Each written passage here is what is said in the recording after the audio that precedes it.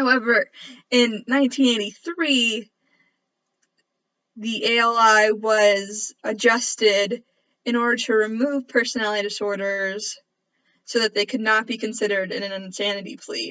And this is called the HinckleyReform because of John Hinckley Jr.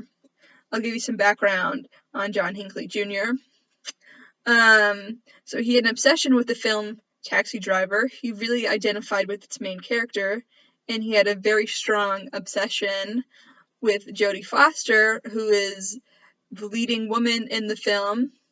He felt that she was really objectified because she played a prostitute in the film. He went to Washington, D.C. in order to try to assassinate President Ronald Reagan at the time because he felt that this would really impress Jodie Foster. So he found a schedule of the president's day, and he went outside to watch him come out from the hotel. And the president saw a crowd of people waiting outside of the hotel for him. And so he waved at the crowd, and John Hinckley Jr. felt that the president was waving directly at him, and he took this as a sign, and that's when he shot at him. And so during the trial, they diagnosed John Hinckley Jr. with several mental illnesses.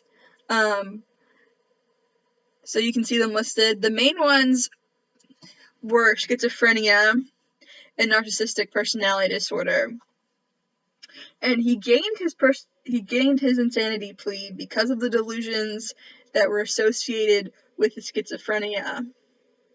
So he gained the insanity plea, and he was sent to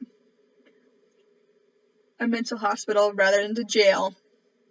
But he was kept in the mental hospital for over 30 years because of his narcissistic personality disorder.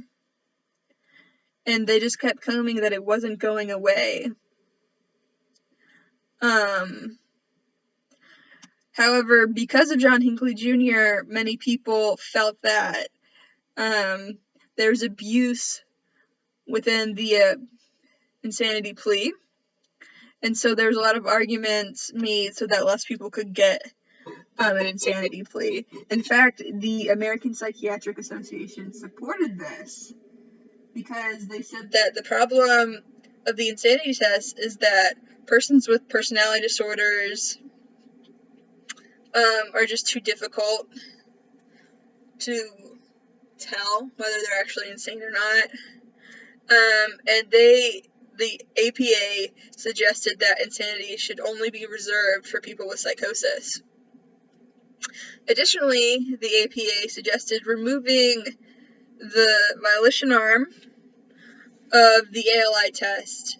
And this is the part of the test that helps determine whether a person can conform their behavior to the law.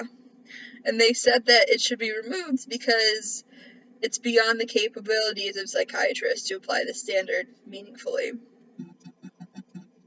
And something that we should consider is that very, very few people make insanity pleas, and even fewer successfully get them.